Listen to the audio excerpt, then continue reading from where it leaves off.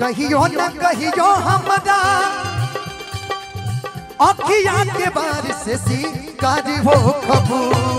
कहियो न कहियो हमरा अखिया के बारिश से कार हो खबू। ठेका में कि जहिया मिलबुए करे जा तुहा मार हो खबू। जहिया मिलबुए करे जा तुहा मार हो खबू। जहिया मिलबुए करे जा तुहा मार हो खबू। मिलबुए करे जा तुहा मार हो खबू। कहियो न कहियो हमरा आज अखिया के बार से शिकार हो खबू। कहियो न कहियो हमरा अखिया के बार से शिकार हो खबू। कहियो न कहियो हमरा अखिया के बार से शिकार हो खबू। जहिया मिलबुए करे जा तुहा मार हो खबू। जहिया मिलबुए करे जा तुहा मार हो खबू। जहिया मिलबुए करे जा तुहा मार हो खबू।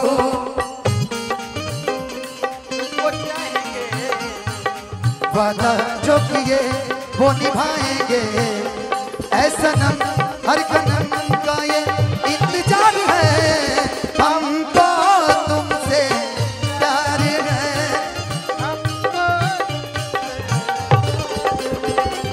हमको तुमसे प्यार है। जहिया मिलबुए करे जा तुहा मार हो खबू। जहिया मिलबुए करे जा तुहा।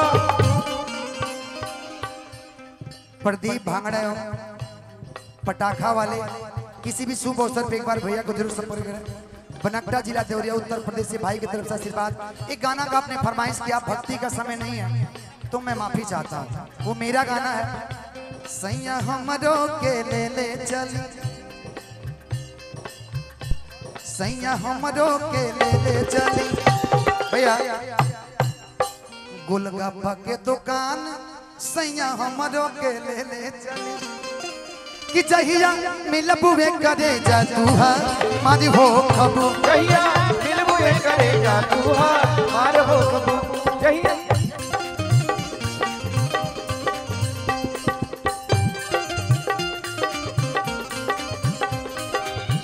मानी भैया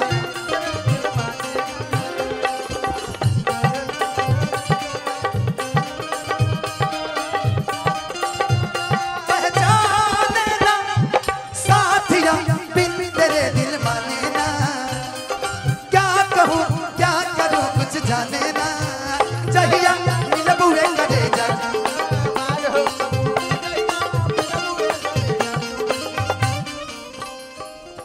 एक मिनट, हमारे भाई विजय चौहान भैया वीडियो कॉल से जुड़ चुके हैं। एक बार मैं चाहता हूं जोरदार ताली बजा के आप सब स्वागत कीजिए। बहुत कम लोग जानते हैं कि विजय भैया अपने सिवान जिला के हैं। विजय भैया का घर दरौली है, जहां मेरा घर हुआ करता था पहले। मैं भी दरौली का हूं, लेकिन मैं आकर के मैरवा में बस गया तो मैरवा वासी हो गया। मैं चाहता हूं विजय भैया के लिए एक बार जोरदार ताली आप सब बजा के स्वागत कर दीजिए। शिल्पी जी भी बानी का, शिल्पी जी भी हैं। आवाज ब्रेक हो रहा है। शिल्पी जी भी हैं क्या साथ में? अच्छा कुछ बोल दी तू सब। आप सबके हमर सादत प्रणाम। देखो तनी अगर टाइम मिल जाता तो हम गाँव वही बनी आइयो जाए।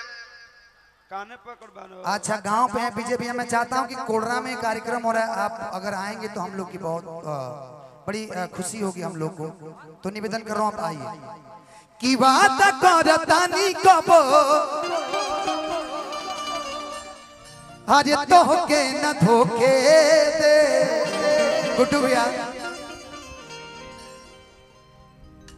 अंजलि, हम चाहता नहीं कि तू हमरा सिवा केहू के मत होगा। कि जियते जी अपना केहू अरे और के न होके दे। ये देखिए बॉस, ले लीजिए विकास भैया। अच्छा कहाँ बने विकास भैया? तने विकास भैया मंच पे आइए ना। नहीं आप प्लीज, हाथ जोड़ रहा हूँ मैं आपसे, इधर आइए। एक मिनट के लिए आ जाइए। आप मेरे बड़े भाई हैं, अगर मानते होंगे छोटे भाई को तो एक बार आ जाइए। की बात करतानी कबो तोहके न धोखे दे जियते जी अपना केहू और के न होके दे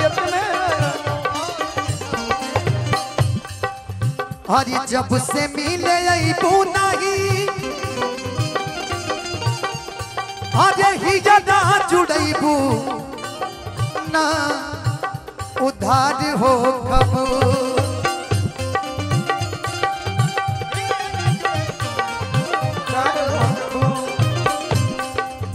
जब से मिले अबू नहीं ही जदा जुड़बू ना उधार हो कबू जहिया मिलबू करे जा तूहा मार हो कबू जहिया मिलबू करे जा तूहा मार हो कबू जहिया मिलबू करे जा तूहा मार हो कबू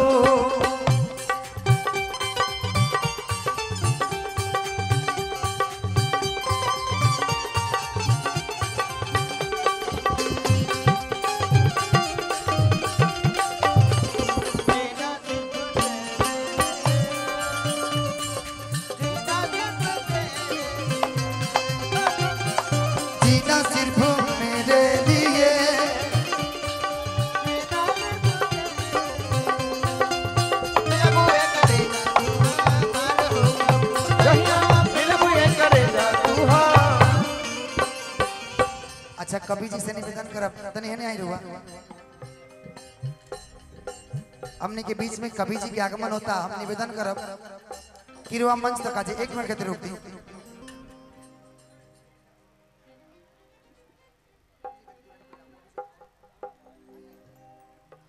हमनी के बीच में बहुत ही अच्छे कवि जी हम सबके बीच में मैं चाहता हूं एक बार पुरजोर ताली बजा के स्वागत करें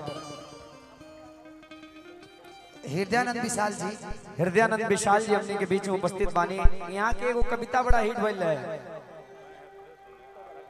हाँ जूता कहलस मोजा से बड़ा हिट भइल है तनी है नहीं आना चाहिए एलेनमा के बोल दी रहुआ आप लोग रहिए आइए आ जाइए आप लोग आइए हृदय विशाल भी अगर रहेंगे ना कवि जी आप लोग रहेंगे तो मन लगेगा माइक दीजिए लीजिए सर जूता कहलस मोजा से हेलो अच्छा भैया है यहाँ पे भैया है